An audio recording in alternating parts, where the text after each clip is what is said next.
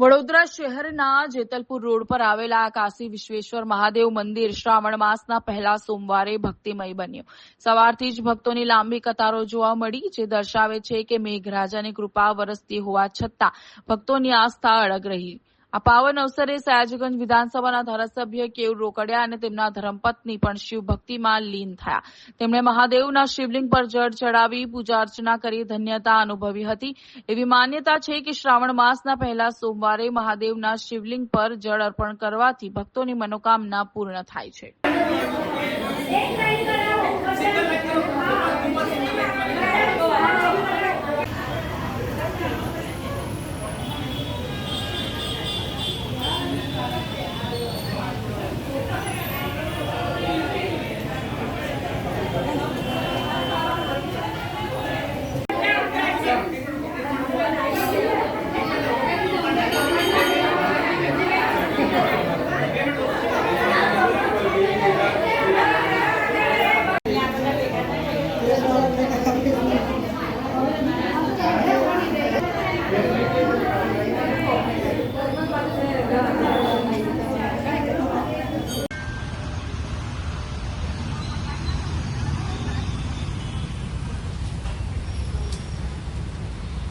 ध्यान पैर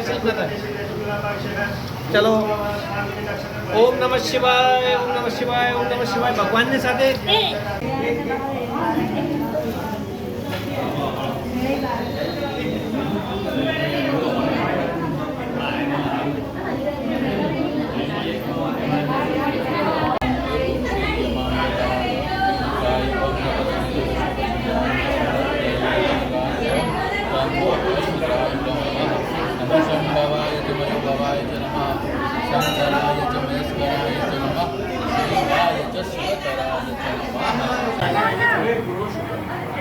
चलो बहन चलो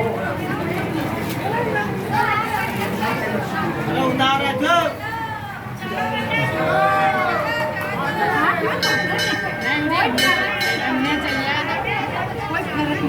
कोई फर्क नहीं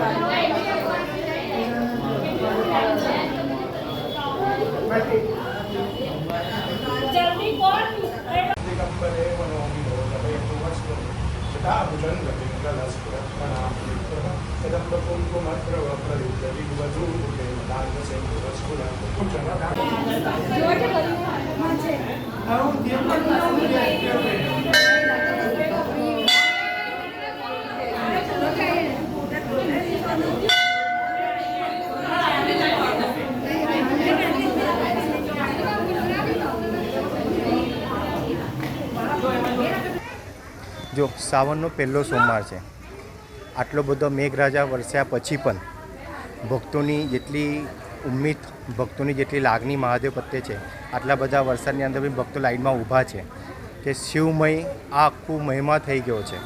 આ શ્રાવણ માસમાં પહેલા સોમવારે જે પણ મહાદેવ પર જલ અભિષેક કરે છે એની બધી મનોકામના પૂર્ણ થાય છે, સુખ શાંતિ સમૃદ્ધિની પ્રાપ્તિ થાય છે. હર કોઈ મહાદેવ પર જલ અને દૂધ અભિષેક કરવાથી એના ઘરમાં સુખ શાંતિ સમૃદ્ધિની પ્રાપ્તિ થાય છે. શ્રાવણનો પહેલા સોમવારનો એ જલ ચડાવવાથી કેટલું યોગ્ય છે અને શું લાભ થાય છે? જો શ્રાવણ માસમાં મહાદેવ પર જળ ચડવાથી આપણા ઘરમાં જે કંઈ દુઃખ પીડા થઈ હોય એનો નાશ થાય છે. એમ કે જે શિવને જલ સૌથી પ્રિય છે. હર કોઈ ભક્તો દૂધ અથવા પંચામૃત ના ચાલી શકે, પણ જલ એટલું પ્રિય છે કે જલ ચડાવવાથી એની બધી મનોકામના પૂર્ણ થાય છે.